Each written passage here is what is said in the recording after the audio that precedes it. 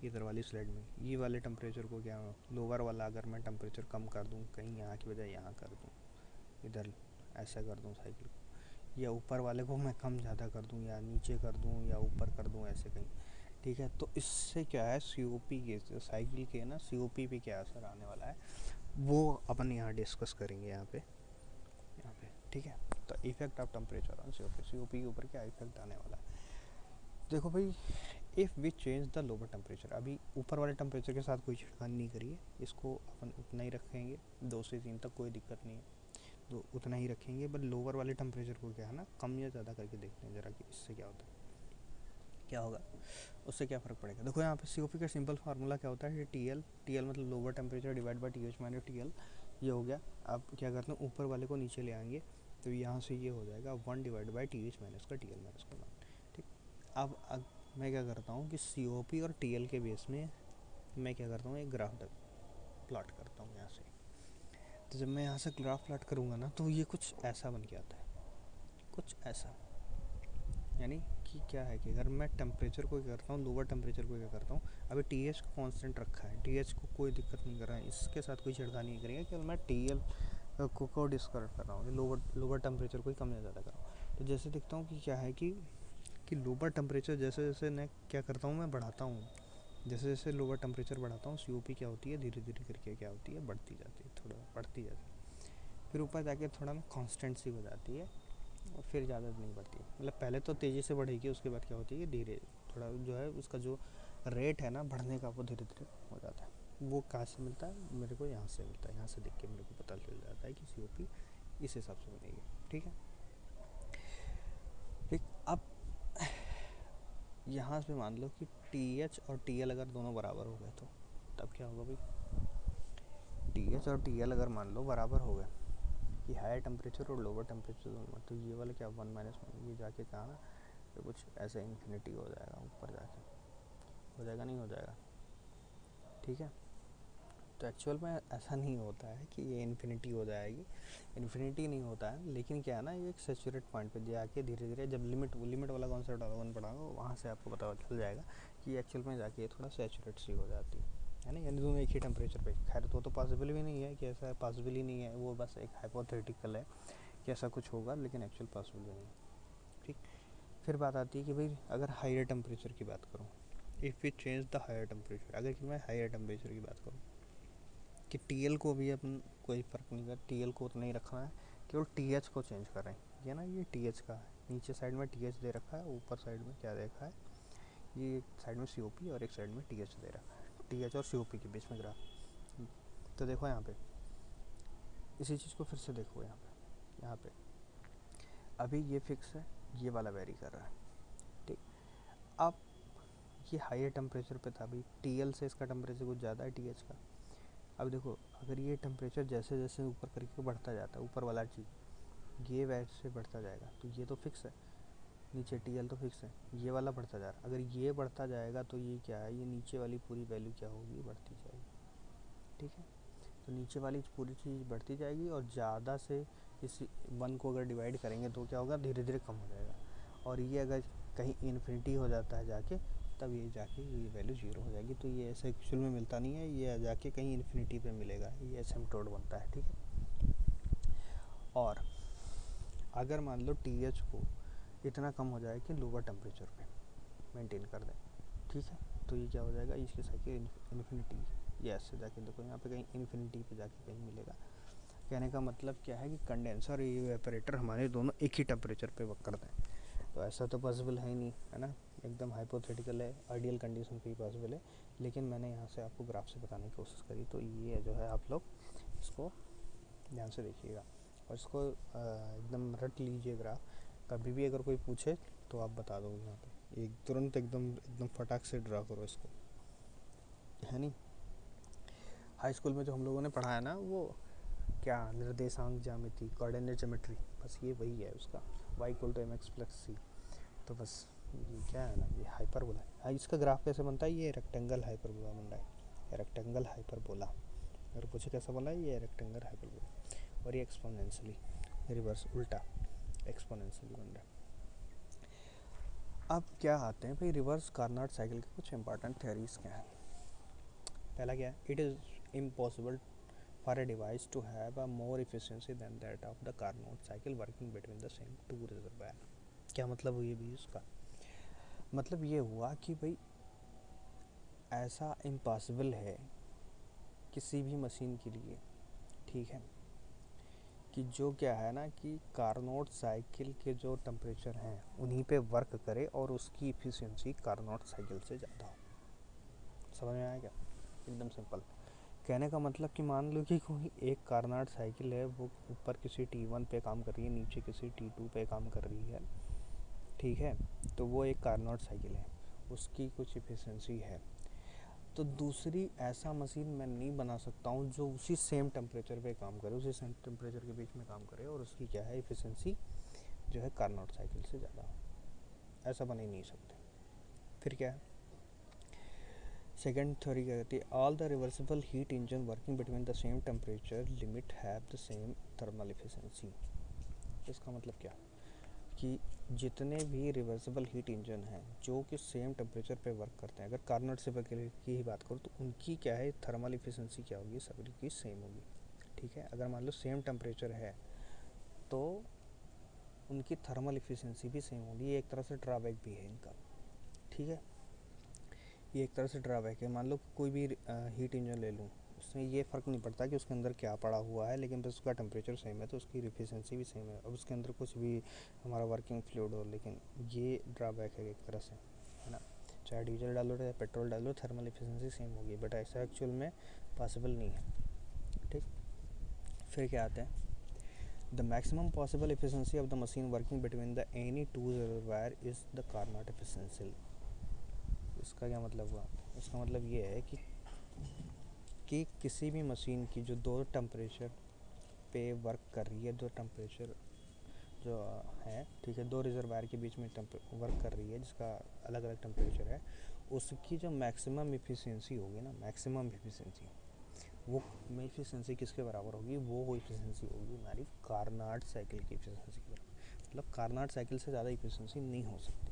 अगर कोई ऐसा कोई क्लेम करे, कोई जो है इसके ऊपर का हाँ कोई क्लेम करे ऐसी मशीन मैंने बनाई है जो क्या है कि इसी टेम्परेचर पे, ये जो टेम्परेचर है दो पार्टिकुलर टेम्परेचर उन पे वर्क कर रही है, ठीक है, ऐसे कुछ T1 पे और T2 पे वर्क कर रही है और उसकी इफिशिएंसी जो है कार्नोट साइकिल की इफिशिएंसी जैसे ज़्यादा है, तो भैया वो झूठ बोल रहा है 100%, ठीक है, क्योंकि साइंटिस्ट ये इस चीज़ को प्रूव कर चुके हैं कि इससे ज़्यादा इफिशिएंसी हो ही नहीं सकती, कार्नोट साइकिल से ज़्यादा इफिशिएंसी किसी भी चीज़ की हो ही नहीं सकती।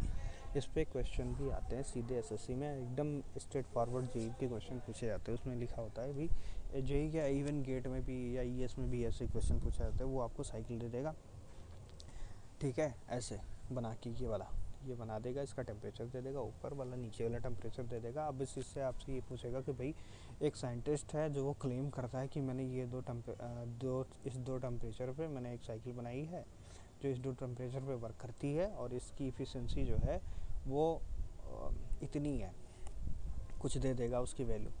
अब फिर पूछेगा कि अब ये बताओ कि वो जो साइंटिस्ट जो क्लेम कर रहा है वो सही कर रहा है गलत कर रहा है। आपको क्या करना है, सीधा सा वो जो टेम्परेचर दिया हुआ है वहाँ से इफ़िशिएंसी निकालनी है उसकी, ठीक है, या COP की बात करूँ तो COP निकालनी है अगर रेफ्रिजरेटर का केस है, और फिर उसके बाद उसको क्या करना है कि उसको निकाल के देख लेना है। अब क्वेश्चन में दे रखा होगा कि हाँ भाई ये साइंटिस्ट इतने का क्लेम कर रहा है, अगर उससे ज़्यादा आ गई, ठीक है, उसकी COP या इफ़िशिएंसी दोनों में से अगर ज़्यादा आ रही तो भैया वो साइंटिस्ट झूठ बोल रहा है, यानी उसका जो क्लेम है वो गलत है।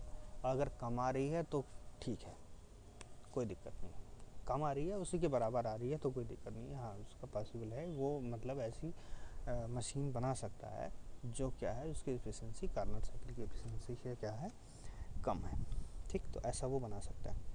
लेकिन अगर ज़्यादा बोल दिया तो इसका मतलब वो ना एक नंबर का झूठा है, ठीक, ऐसा नहीं बना सकता, क्योंकि भाई इतने लोगों ने ये मशीन बनाया तो धूप में बाल थोड़ी ना सफ़ेद किए हैं, ऐसे बहुत मेहनत लगती है, ठीक है, ये किसी भी रिसर्च को करने के लिए। अब आ जाते हैं भाई limitation of Carnot cycle. Carnot cycle की लिमिटेशन क्या है? पहला चीज़, the Carnot cycle not possible in actual practice.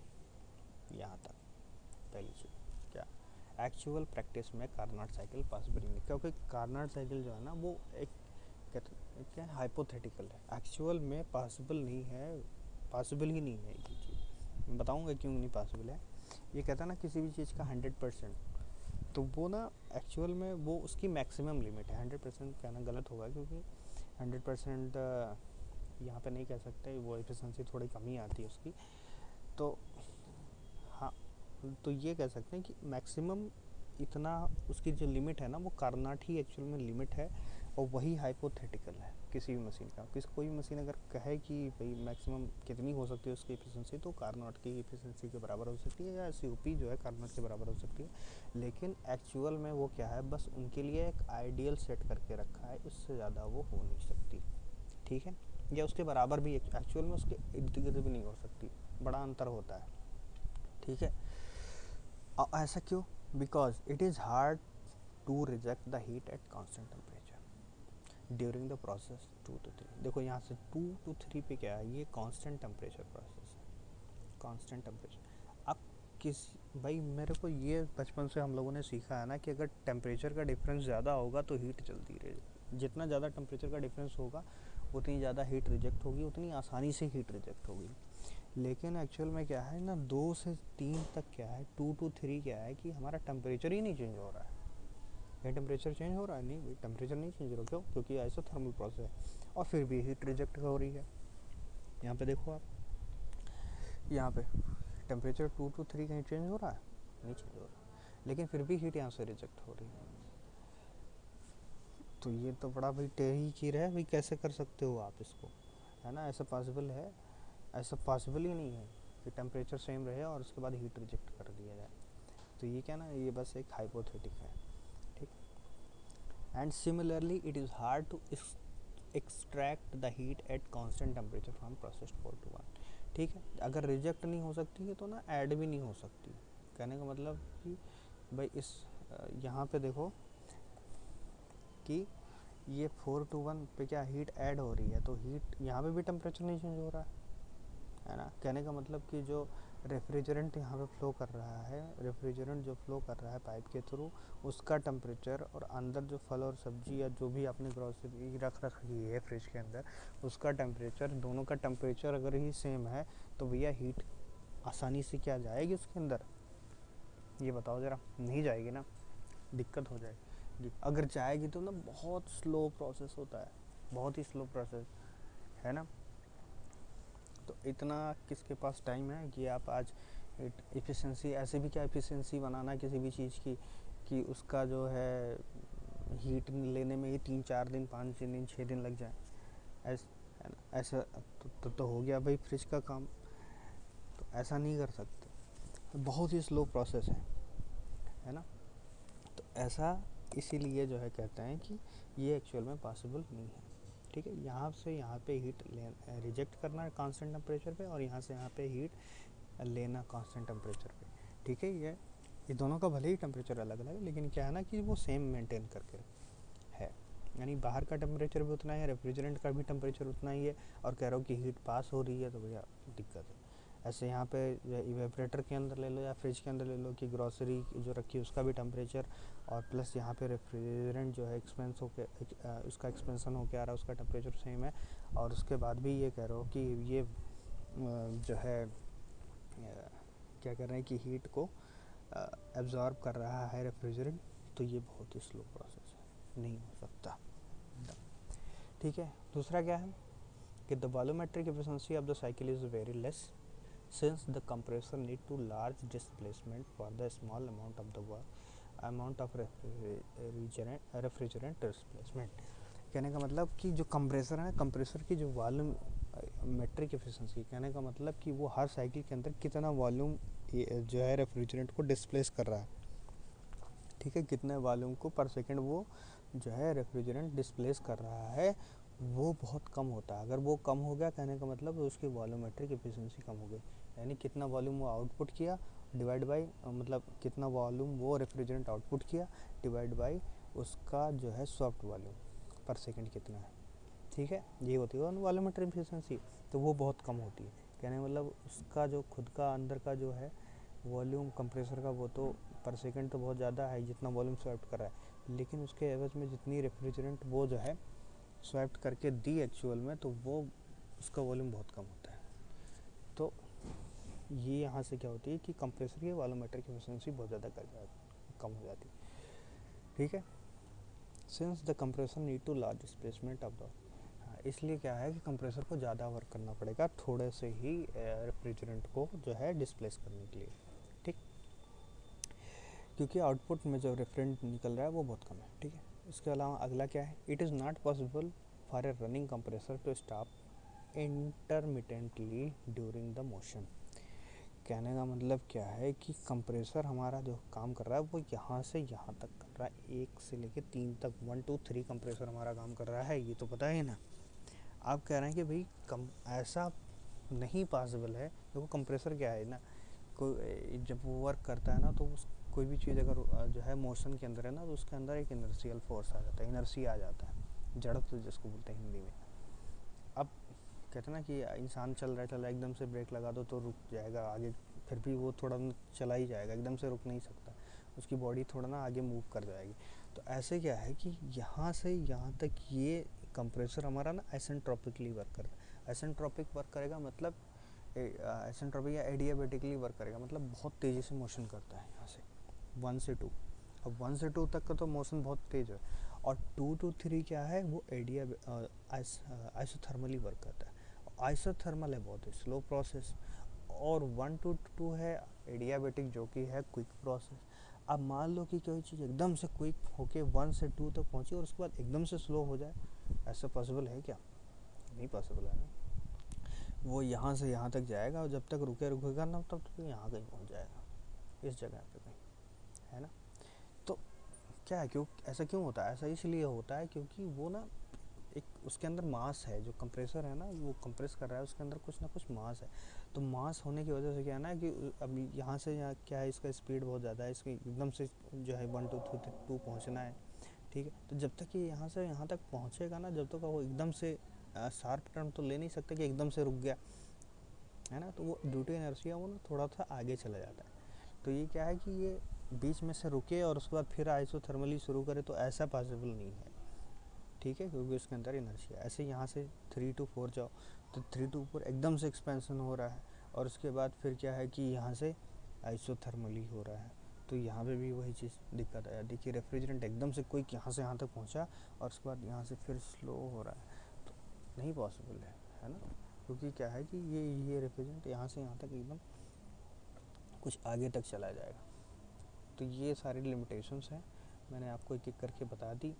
अगर आपसे कोई पूछे तो बस इतना 3 बता दोगे भैया, ये समझ लो कि आपका काम हो गया, बहुत है, मोर देन एनफ। इससे ज़्यादा पूछेगा ही नहीं, ना किसी एग्ज़ाम में, ना किसी इंटरव्यू में, कहीं नहीं पूछेगा। आप पीवी डायग्राम बता दो, पीवी डायग्राम बनाने के बाद एक टीएस डायग्राम अगर आता वो भी बना दो, और उसके बाद यहीं से देख के सारा कुछ समझा दो भैया कि ऐसे ये दिक्कत है और ये पॉसिबल, इस वजह से ये क्या है कि हमारा कार्नोट साइकिल जो है पॉसिबल एक्चुअल प्रैक्टिस में नहीं है, ठीक है। अब क्या है रिलेटिव सीओपी, एक चीज़ और आ गया। रिलेटिव सीओपी क्या होती है? जो देखो बड़ा सिंपल है, कुछ ज़्यादा नहीं है इसके अंदर। रिलेटिव सीओपी होती है the actual COP divide by ideal या थ्योरेटिकल सीओपी। आइडियल सीओपी वही कार्नोट वाली हमारी, ठीक है। अगर कार्नोट रिवर्स कार्नोट साइकिल ले रहे हैं तो जो है आइडियल कार्नोट की साइकिल डिवाइड बाय एक्चुअल में कितना आती है वही रिलेटिव जो है हो गया हमारा रिलेटिव सीओपी। एक्चुअल वाली हमेशा भैया देखो एक होती है क्या, एक्चुअल जो सीओपी होगी वो होगी हमेशा आइडियल वाले से कम, तो रिलेटिव सीओपी अगर आएगी तो वो आएगी हमेशा 1 से कम, ठीक है। रिलेटिव सीओपी एक्चुअल सीओपी से हमेशा जो है कम ही आएगी, ज़्यादा नहीं आएगी, ये एकदम पक्की बात, ठीक। हाँ, अगर कोई बोलते कि रिलेटिव सीओपी जो है 1.2 1. अगर 1 से ज़्यादा आ जा रहा है तो भैया गलत, तुरंत तुरंत तो सब होगा भाई, रिलेटिव से ओपी है ये, कभी भी एक से ज़्यादा हो नहीं सकती क्योंकि हमेशा आइडियल वाली हमेशा नीचे रहेगी।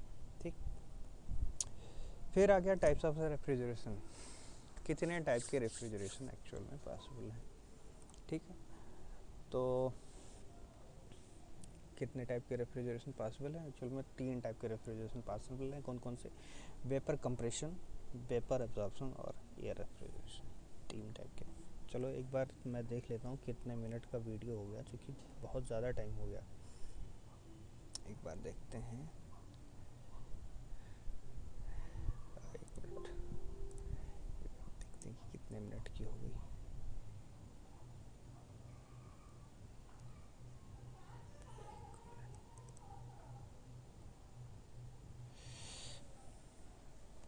चलो अच्छा, इसको ख़त्म करते हैं, उसके बाद ही देखते हैं।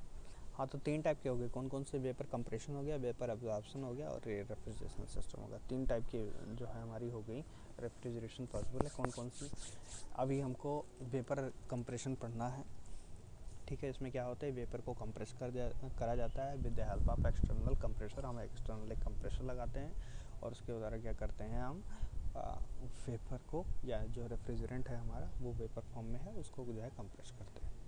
एक तो वो हो गया। जो घर पे हमारे जो फ्रिज होता है ना, एक्चुअल में ये जो घर में फ्रिज होती है वो इसी पे वर्क करती है। ठीक, फिर दूसरा क्या है? दूसरा हमारा वेपर एब्जॉर्प्शन सिस्टम। यहाँ पे देखो कंप्रेसर लगा होता है ना पीछे साइड में, यहाँ पे कंप्रेसर, तो वो क्या करता है, कंप्रेस करता है। ठीक है, एयर को तो वेपर कंप्रेशन बोलते हैं।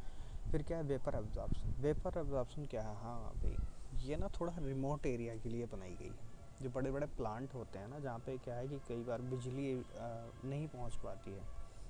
ठीक है, तो अब वहाँ पे क्या है कि रेफ्रिजरेशन करनी है, मान लो किसी भी चीज़ की, तो लाइट है नहीं और हमें फिर भी रेफ्रिजरेशन क्या, तो वहाँ क्या करते हैं कि हम हीट जो है वेपर को क्या करते हैं, जो रेफ्रिजरेंट है उसको क्या करते हैं ना, किसी दूसरे मीडियम के अंदर क्या करते हैं, उसको एब्जॉर्ब करा देते हैं। एब्जॉर्ब करा देने के बाद ना फिर से उसको स्टार्ट करते हैं, तो वहाँ से हीट क्या है लीकेज चली जाती है। तो वो है ना एक्चुअली थोड़ा बल्कि मशीन है। मैं इसको बाद में जो है जब इसका जो टॉपिक आएगा तो उसको डिटेल में हम लोग डिस्कस करेंगे। बट ये मान के चलो कि ये देखने में कुछ ऐसा होता है, कुछ बहुत बड़ी भारी भरकम मशीन होती है। ये ऐसी जगहों पे काम आती है जहाँ पे जो है हमारा लाइट की फैसिलिटी अच्छे से अवेलेबल नहीं होती है, तो वहाँ पे करते हैं। उसमें क्या है कि एक हमारा जो है एक ऐसा चैम्बर सा बना होता है जिसमें क्या है लकड़ी वगैरह ये सारी चीज़ें जलाते हैं, और जलाने के बाद रेफ्रिजरेंट को क्या करता है, हीट दी जाती है। हीट के थ्रू क्या करते हैं, फिर वो सर्कुलेट कर सकता है, जो है सर्कुलेट करता है। और एक्चुअल में इसमें 2 टाइप के हैं, एक तो अमोनिया और लिथियम ब्रोमाइड पढ़ना है, और एक वाटर और अमोनिया पढ़ना है। 2 टाइप के आते हैं इसमें, और एब्जॉर्प्शन वेपर को एब्जॉर्ब करा जाता है। ठीक है, तो ये 2 पढ़ने हैं उसके अंदर। ये बहुत ज़्यादा इंपॉर्टेंट नहीं है, बट हाँ पढ़ेंगे ज़रूर, ऐसा नहीं है। 2 ही पढ़ने हैं आपको, बस मेनली 2 ही है, 2 ही पूछा जाता है। एक तो लिथियम ब्रोमाइड अमोनिया और एक वाटर अमोनिया। ये 2 पर तो है एक्चुअल में, एग्जैक्ट मुझे याद नहीं आ रहा है, बट इसी में से 2 है। फिर आता है एयर रेफ्रिजरेशन सिस्टम। सबसे ज़्यादा कहाँ पे यूज़ होता है भाई? एविएशन सेक्टर में सबसे ज़्यादा इसका यूज़ होता है। और इसमें क्या है ना कि एयर से ही सीधे कूलिंग कराई जाती है। ठीक है, कहने का मतलब यहाँ से हम ना कोई ऐसा कंप्रेसर नहीं लगाते। एयर जो कि एयर जो है प्लेन बहुत तेज़ स्पीड पे चल रहा होता है सामने से, तो वो क्या करता है ना, वो खुद सामने वाली एयर को, जो उसको इस तरह से डिज़ाइन करा जाता है, उसके विंग्स को, या जहाँ पे जो है एयर को स्ट्रक करना है उस तरह से डिज़ाइन करा जाता है कि बाहर से आने वाली एयर को क्या करता है, वो खुद ही जो है कंप्रेस कर देता है, क्योंकि ये बहुत तेज़ स्पीड से जा रहा है। उसका पैसेज या एंट्रेंस एयर का इस तरह से बनाते हैं कि वो एयर खुद ब खुद अपने आप जो है वो कंप्रेस हो जाती है। फिर उसको क्या करते हैं कि एक्सपेंड करा के और रूम टेम्परेचर पे उसका प्रेशर बना के और फिर जो है केबिन के अंदर उसको पहुंचाया जाता है। ये भी हम पूरा डिटेल में डिस्कस करेंगे। तो आज thank you for today's class, और मुझे लगता है कि आज का सेशन आप लोगों ने अच्छे से एंजॉय करा होगा। और फिर मिलते हैं अगले सेशन के लिए। तब तक आप लोग जो है अच्छे से मन लगा के पढ़ाई करिए, और जो है जैसे मैंने बताया कि पेंडेमिक अभी ये कोरोना बहुत ज़्यादा फैल रहा है, तो आप लोग घर पे रहिए, पढ़ाई करिए, एंजॉय करिए मोमेंट को, ज़्यादा घर से बाहर बिल्कुल नहीं निकलिए, मास्क हमेशा लगा के रखिए और बस पढ़ते रहिए, खुश रहिए, मस्त रहिए। ठीक है, थैंक यू।